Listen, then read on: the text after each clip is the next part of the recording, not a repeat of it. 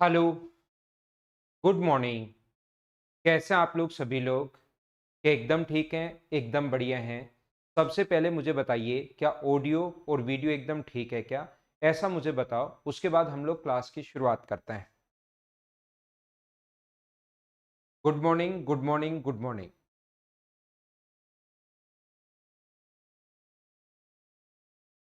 मैं एकदम बढ़िया, प्रॉपर है, परफेक्ट है। तो आइए फिर हम लोग शुरुआत करते हैं आज की क्लास। कल की क्लास में मैं आप लोगों को समझा चुका हूँ और आज से मैं आप लोगों को क्वेश्चंस करवाने शुरू करूंगा। कल की क्लास में जो बेसिक कॉन्सेप्ट था वो मैं आपको अच्छे से ढंग से ठीक से बता चुका हूं। अब हम लोग इन क्वेश्चंस के प्रैक्टिस करेंगे, क्वेश्चंस हम लोग करने की कोशिश करेंगे और टाइप वाइज मैंने बांट दिया है। 1 2 3 4 5 6 ऐसे टोटल 12 टाइप्स बनाए गए हैं प्रॉफिट एंड लॉस के, ताकि आप लोग सिस्टमेटिक तरीके से अच्छे से समझ सको। मुझे बताइए कि आप लोगों को याद है क्या कि प्रॉफिट परसेंट या लॉस परसेंट हमेशा और हमेशा होता है कॉस्ट प्राइस का, और अपने पास जो डिस्काउंट मिलता है वो हमेशा मिलेगा मार्क प्राइस पर। डिस्काउंट जो मिलेगा हमेशा मार्क प्राइस पर मिलेगा, और डिस्काउंट देते ही जो प्राइस आता है वो सेलिंग प्राइस होगा। कोई भी चीज अगर आप लोग खरीदते हो 1,000 रुपए की, या अपने पास ये मार्क प्राइस था इस पर 1,000 रुपए, और वो अगर इस पर 10% या 20% या 15% छूट दे रहा है, तो 20% इसका होगा 200। तो अपने पास ये जो 800 होगा ये अपने पास सेलिंग प्राइस होगा। यानी सेलिंग प्राइस निकालने के लिए आपने क्या किया, जो भी मार्क प्राइस था उसको इंटू कर दिया 80/100 से, तो अपने पास सेलिंग प्राइस आ जाएगा। यानी कि सेलिंग प्राइस निकालने के लिए हम लोग क्या करते हैं, जो भी अपने पास मार्क प्राइस है इसको इंटू करते हैं हम लोग 100 माइनस डिस्काउंट अपॉन 100 से, तो ये अपने पास आंसर आ जाएगा। बोलिए एकदम ठीक है क्या? डिस्काउंट परसेंट जो भी गिवन है तो अपने पास सेलिंग प्राइस आ जाएगा। बताइए ठीक है क्या? ये छोटी छोटी चीजें हैं लेकिन ये आप लोगों को पता होनी चाहिए। मैं आपको समझाना क्या चाह रहा हूं, ध्यान से सुनना और समझने की कोशिश करना। यहां पर मैं आप लोगों को ये बताना चाह रहा हूं कि कभी भी अगर कॉस्ट प्राइस आपको गिवन है, यदि कॉस्ट प्राइस गिवन है और प्रॉफिट परसेंट या लॉस परसेंट दिया हुआ है, कॉस्ट प्राइस अगर आपको गिवन है और अपने पास या तो दिया हुआ प्रॉफिट परसेंट या दिया हुआ लॉस परसेंट, ये भी गिवन है, और हम लोगों से पूछ ले कि बताओ सेलिंग प्राइस क्या होगा, तो कॉस्ट प्राइस आपको दिया हुआ है, प्रॉफिट परसेंट या लॉस परसेंट आपको दिया हुआ है और सेलिंग प्राइस पूछ ले, तो कल की क्लास में अगर आप लोगों को याद हो तो एक फॉर्मूला मैं आप लोगों को लिखवा के आया हूं कि सर सेलिंग प्राइस का जो फॉर्मूला होगा, आप लोग बोलोगे सेलिंग प्राइस बराबर जो भी कॉस्ट प्राइस दिया हुआ है उसको इंटू करेंगे 100, प्रॉफिट है तो प्लस का साइन और लॉस है तो माइनस का साइन, अपॉन 100 से। बोलिए एकदम ठीक है क्या? आप कहोगे बिल्कुल सही है, ये कल की क्लास में मैं आप लोगों को बता चुका था। सबसे पहले शुरुआत ही यहां से की थी, पहला फॉर्मूला यही बताया था, एक क्वेश्चन का एग्जांपल दिया था और शुरुआत जो की थी हम लोगों ने वो की थी यहीं से। बोलिए एकदम ठीक है क्या? धीरे धीरे मैं आगे बढ़ता हूं, चीजें आप लोगों को समझाने की कोशिश करूंगा। यहां पर मैं क्या कह रहा हूं, यहां पर मैं ये कह रहा हूं मान लो मार्क प्राइस दिया हुआ है और अपने पास डिस्काउंट, ये गिवन है, दोनों डिस्काउंट परसेंट हम लोगों को दिया हुआ है, और हम लोगों से पूछे कि बताओ सेलिंग प्राइस क्या होगा, तो क्या आप लोग सेलिंग प्राइस फाइंड आउट कर पाओगे क्या? ये कल की क्लास में लास्ट में मैंने बताया था। ये जो अपने पास होता है ये कल की क्लास में मैं आप लोगों को बता चुका हूं। तो सेलिंग प्राइस बराबर अपने पास क्या होगा, जो भी मार्क प्राइस हमें गिवन हो उसको इंटू कर देंगे हम लोग 100 माइनस डिस्काउंट अपॉन 100 से। बोलिए ठीक है क्या? इस चीज को हम लोग इंटू कर देंगे 100 माइनस डिस्काउंट अपॉन 100 से।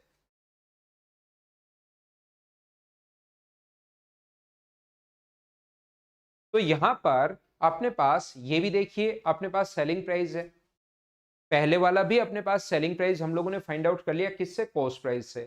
दूसरा सेलिंग प्राइस हम लोगों ने फाइंड आउट कर लिया किससे, मार्क प्राइस से। और क्या दोनों, ये भी सेलिंग प्राइस है ये भी सेलिंग प्राइस है, क्या ये दोनों तो बराबर होने चाहिए क्या? तो हम लोग क्या करेंगे, from equation first and second, equation पहली और दूसरी से हम लोग क्या करेंगे, यहां पर दोनों को बराबर रख देंगे। Cost price into 100 plus profit upon 100, और यहां पर अपने पास बराबर में कितना हो गया, mark price into 100 minus discount upon 100 से। 100 से 100 कट जाएगा यहां से, और या तो cost price upon mark price लिख लो, कोई भी रेशियो अगर अपने पास ऐसे है अक्स अपॉन वाई, तो ये अपने पास 2:3 है, तो रेशियो होगा अक्स और वाई का रेशियो कितना होगा, 2:3। या आप लोग ऐसे भी कर सकते हो, अक्स के नीचे 2 ले आओ और वाई के नीचे कितना पहुंचा दो, 3, तो भी मुझे बताओ रेशियो कितना होगा, एक्स और वाई का जो रेशियो होगा वो क्या 2:3 होगा क्या? आप बोलोगे सर बिल्कुल होगा।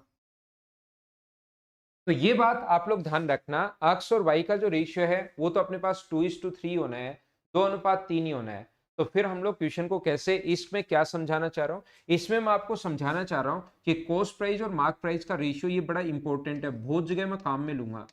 कॉस्ट प्राइस और मार्क प्राइस अगर कभी भी नाम आए, 100 माइनस डिस्काउंट बराबर अपने पास मार्क प्राइस जो होगा अपॉन 100 प्लस प्रॉफिट।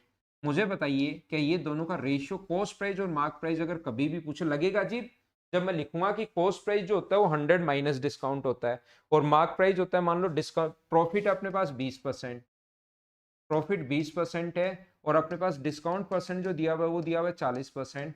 देन आप लोग बताइए कि कॉस्ट प्राइस और मार्क प्राइस का रेशियो क्या होगा। तो ध्यान रखना, कॉस्ट प्राइस जो होता है वो 100 माइनस डिस्काउंट यानी कॉस्ट प्राइस 60 होगा और मार्क प्राइस होता है 100 प्लस प्रॉफिट यानी कि 120 होगा। तो दोनों का रेशियो निकालना पड़े तो कितना आ जाएगा 1:2। तो ये चीजें वहां पर अजीब लगेंगी फिर, सर कॉस्ट प्राइस के लिए डिस्काउंट माइनस कर रहे हैं और मार्क प्राइस के लिए ये प्लस कर रहे हैं, ऐसा क्यों, ये उल्टा होता है। ये चीज याद रखना, ये इंपॉर्टेंट है, बहुत सारे क्वेश्चन में यहां भी काम में लोगे और ये एग्जाम में भी काफी सारे क्वेश्चंस में काम में आता है। बोलिए ठीक है क्या? ये अपने पास यहां भी काम में आ जाएगा और एग्जाम में भी ये चीज काम में आएगी आपके, ध्यान रखना।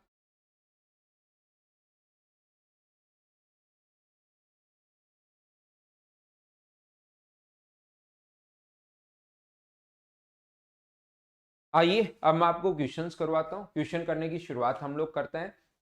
ए ने कोई सामान बी को बेच दिया, बी ने कोई सामान सी को बेच दिया, सी ने कोई सामान डी को बेच दिया। मान लो ऐसा जो क्वेश्चन हो, ए ने कोई वस्तु 5,000 रुपए की खरीदी, ए परचेज एन आर्टिकल ऑफ 5,000। ए ने किसी वस्तु को 5,000 रुपए की खरीदी है और ए ने बी को बेच दिया। ए ने बी को बेचा है कितने पर? 20% प्रॉफिट पर, 20% प्रॉफिट पर बेच दिया। बी ने सी को बेच दिया कितने परसेंट लॉस पर? 10% लॉस पर। लॉस है तो माइनस का साइन और प्रॉफिट होता तो ऊपर की तरफ प्लस का साइन। ये पॉजिटिव है, ये नेगेटिव है। तो बताइए सी ने इसके लिए कितने रुपए चुकाए, सी ने इस वस्तु के लिए कितने रुपए चुकाए। तो पहला तरीका तो सीधा सीधा आपके पास है, ए का कॉस्ट प्राइस। पहला मेथड ऐसे क्वेश्चन के लिए क्या हो सकता है, यहां पर ध्यान से सुनने की कोशिश करना। ए ने किसी वस्तु को 5,000 रुपए का खरीदा और 20% प्रॉफिट पर बी को बेच दिया। तो मुझे बताओ बी को जब बेचेगा तो इसका 20% निकाल लो, क्या 20% 1,000 ही होगा क्या? तो कितने का बेच दिया? 6,000 का। 6,000 में से बी ने सी को 10% लॉस पर, तो इसका लॉस 10% का 600 होगा क्या? तो सी कितने का खरीदेगा? 5,400 का। ये बिल्कुल आसान छोटा सा क्वेश्चन है, सीधा सीधा हम लोग ऐसे कर पाएंगे। लेकिन मेरा काम ये क्वेश्चन समझाना नहीं है, मेरा काम है कि मैं आपके कॉन्सेप्ट क्लियर करूं कि इन क्वेश्चंस को हम लोग कैसे सोचते हैं। क्या कोई दूसरा तरीका? दूसरा तरीका आप लोग देख लो। सेकंड मेथड पर अगर हम लोग काम करें तो दूसरा तरीका क्या होता है कि अगर ये 20% लाभ पर बेचता है 5,000 को, 20% प्रॉफिट पर बेचे तो गुना कर देंगे 120/100 से, 10% लॉस पर बेचे तो गुना कर देंगे 90/100 से और इसको सोल्व करोगे तो अपने पास 5,400 ये अपने पास आ जाएगा। इस मेथड का फायदा क्या है सर दूसरे का? इसका फायदा ये है कि ए का देकर कभी भी सी का पूछ सकता है या सी का देकर कभी भी ए का पूछ सकता है। ये बात आप लोग ध्यान रखना। ए की वैल्यू देकर हमें सी की वैल्यू पूछ सकता है या सी का देकर ए का पूछ सकता है। तो ए की वैल्यू सी का भी यहां पर दे सकता है। जैसे यहां पर ए ने कितने रुपए का खरीदा, यदि सी ने 5,400 का खरीदा है, ए का नहीं देकर वो सी का बोल देगा कि 5,400 का खरीदा है, तो ए का एक्स मान लो, इंटू करोगे 120/100 से, इंटू करोगे 90/100 से, तो बराबर में सी का देकर ए का पूछ सकता है और ए का देकर सी का पूछ सकता है। तो दूसरा तरीका अपने पास ये है। तीसरा तरीका आप लोग 100 मान के भी कर सकते हो, बात एक ही है कि आप लोग 100 मान लो और उसके बाद आप लोग रेशियो बना लो, या हम लोग ऐसे क्वेश्चन को फ्रैक्शन में भी सोचते हैं। ध्यान रखना थर्ड मेथड अपने पास क्या हो सकता है, इस टाइप के क्वेश्चन को, और बड़े क्वेश्चन का सबसे सही तरीका तो यही है कि हम लोग 100 मान लेते हैं। जब लेंदी क्वेश्चन आएंगे, बड़े क्वेश्चन आएंगे, फ्रैक्शन समझ में आएगा ही नहीं, तो हम लोग कितना मानेंगे? 100 मान लेंगे। और 20% लाभ पर बी को बेच दिया, तो बी को मुझे बताइए कितने का बेच दिया? 120 का। इसने 10% हानि पर, तो 120 का 10% 12 होगा, तो कितने का बेचेगा? 108 का। ए का देकर हमें सी का पूछ सकता है या सी का देकर हमें ए का पूछ सकता है, याद रखना। ए का देकर सी का पूछ सकता है या सी का देकर ए का पूछ सकता है। तो मुझे ये बताइए, ए का यहाँ पर 5000 दिया हुआ है, तो ए के नीचे ए का और इंटू कर देंगे हम लोग 108 से। उल्टा भी सी का दे तो नीचे 108 गुना कर देंगे। तो तरीके बदलने से आंसर नहीं बदलते, 100 मान लोगे तो भी आंसर वही आएगा। यहाँ पर हम लोग क्वेश्चन कैसे सोचते हैं, और कोई तरीका, और कोई तरीके में क्वेश्चन ऐसे सोचते हैं, वो बात एक ही है, 20% का फ्रैक्शन 1/5 होगा और 10% का फ्रैक्शन कितना होगा अपने पास 1/10 होगा। तो ये तो है प्रॉफिट और ये है लॉस। नीचे वाले को मानते हैं कॉस्ट प्राइस, और प्रॉफिट है तो ऊपर वाला प्रॉफिट है, लॉस है तो ऊपर वाला लॉस है। 5 का खरीद के कितने का बेचोगे, तो आप कहोगे सर 5 का खरीद के हम लोग 6 का बेचेंगे, प्रॉफिट पर बेच रहे हैं। और यहाँ 10 का खरीद के कितने का बेचोगे, 9 का। अगर इधर से उधर कुछ कटे तो काट लिया करो, क्रॉस मल्टीप्लाई। तो मुझे आप लोग एक बात बताओ, यहाँ पर ध्यान से सुनना। इससे पहले ये समझ लो, ए ने बी को, इसको भी मैं समझा दूंगा, ये बात भी मैं बता दूंगा क्या है क्या नहीं है। उससे पहले मैं ये बता रहा हूं कि यहां से ए और बी का अगर रेशियो निकालूं, तो मुझे बताइए, ए ने 5 का खरीदा और 1 लाभ पर बेच दिया, बी को कितने का बेच दिया, 6 का। अगर मैं बी और सी की बात करूं, बी ने, इसका मतलब बी ने सी को 10% हानि पर तो 10 का खरीदा और बेच दिया कितने का, 9 का। और क्या आप लोग यहां से ए अनुपात बी अनुपात सी बना सकते हो क्या? आप कहोगे सर जरूर बना सकते हैं, ये तो एक दो बार आपने बताया है। तो ए अनुपात बी अनुपात सी आप लोग कैसे बना सकते हो? यहां पर इसका इंटू इससे करते हैं दोनों से, और लास्ट में इसका इंटू इससे करते हैं। क्या कभी समझाया है क्या? रेशियो पढ़ाऊंगा तब मैं आपको वापस बता दूंगा। उम्मीद है ये बात मैंने आप लोगों को समझाई होगी कि इसका इंटू बी का इंटू कॉमन का इंटू दोनों के साथ, और लास्ट में इसका इंटू, तो ये कितना होगा 50, और ये कितना होगा अपने पास 60, और ये कितना होगा 54, ये अपने पास आ जाएगा। बोलिए एकदम ठीक है क्या? अब एक का मान ए का देकर सी का पूछ सकता है या सी का देकर ए का पूछ सकता है। यहां पर मैं कहना चाहूंगा आपको, क्या बी की आपको जरूरत है क्या? मुझे आप लोग एक बात बताइए, ए का देकर सी का पूछेगा या सी का देकर ए का पूछेगा, तो ऐसे क्वेश्चन में बी को निकालना जरूरी है क्या? हम लोग इन दोनों को इंटू कर ले, ए का आएगा, इन दोनों को इंटू कर ले, सी का आएगा, बीच वाले की जरूरत हमें है ही नहीं। तो बीच वाले बी का क्यों निकाले हम लोग? इसलिए क्वेश्चन हम लोग कैसे सोचते हैं, यही क्वेश्चन डायरेक्ट ऐसे सोचते हैं कि 5 का खरीदा, 6 का बेच दिया, और इसने 10 का खरीदा, कितने का बेच दिया, 9 का। और यहां इंटू कर लेते हैं ये 50, और यहां इंटू कर लेते हैं 54, तो ये डायरेक्ट आ जाता है ए का, ये डायरेक्ट आ जाता है सी का। ए का देकर सी का पूछ सकता है, सी का देकर ए का पूछ सकता है, वो तो कुछ भी पूछा जा सकता है। और वो कैसे कैसे क्वेश्चन बन सकते हैं उसकी चिंता आपको नहीं करनी, वो सारे क्वेश्चंस मैंने बनाए हैं। बस एक बार मैं चाहता हूं कि एक क्वेश्चन से आपके कॉन्सेप्ट क्लियर हो, सारे के सारे की क्वेश्चन को हम लोग कैसे सोचते हैं। आप लोगों को अगर 5000 से शुरुआत करनी है, सीधा सीधा कर लो।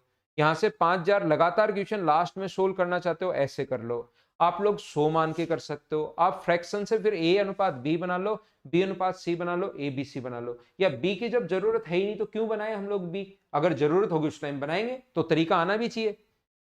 तरीका आप लोगों को सीधा सीधा ये रटा हुआ नहीं होना चाहिए कि ये रट ले और बात खत्म, क्योंकि कभी बी की जरूरत पड़ जाएगी। अगर जरूरत पड़ेगी तो हम लोग बनाएंगे, जरूरत नहीं पड़ेगी तो हम लोग नहीं बनाएंगे। तो मेथड तो आना चाहिए ना, कॉन्सेप्ट तो क्लियर होना ही चाहिए आपका। ठीक है ना? ए का देकर सी का पूछ सकता है या सी का देकर ए का पूछ सकता है, याद रखना आप लोग। आइए क्वेश्चंस में अपलोड करता हूं आपके लिए, उसके बाद आपको चीजें ज्यादा समझा पाऊंगा। शुरुआत करते हैं क्वेश्चन की। कॉन्सेप्ट आपका क्लियर हुआ होगा कि मैं आपको बता क्या रहा था। नहीं तो क्वेश्चंस में हो जाएगा, जब भी हम लोग क्वेश्चन करेंगे उस टाइम अपने पास हो जाएगा।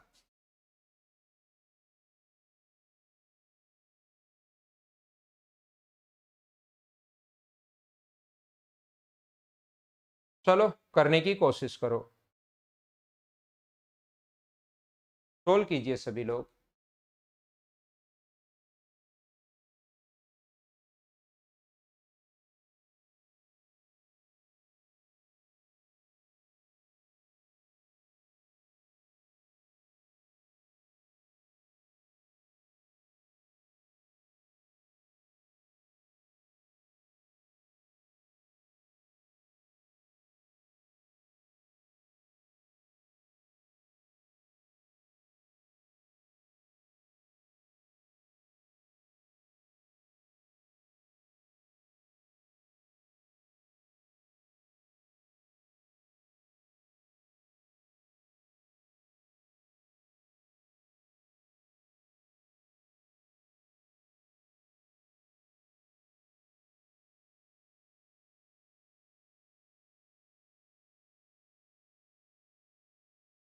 आसान क्वेश्चन से शुरुआत कर रहे हैं, धीरे धीरे हम लोग आगे बढ़ेंगे, कॉन्सेप्ट हमारे क्लियर होते जाएंगे, आगे बढ़ते जाएंगे, क्वेश्चन धीरे धीरे आगे की तरफ बढ़ते रहेंगे। ध्यान से सुनने की कोशिश करना।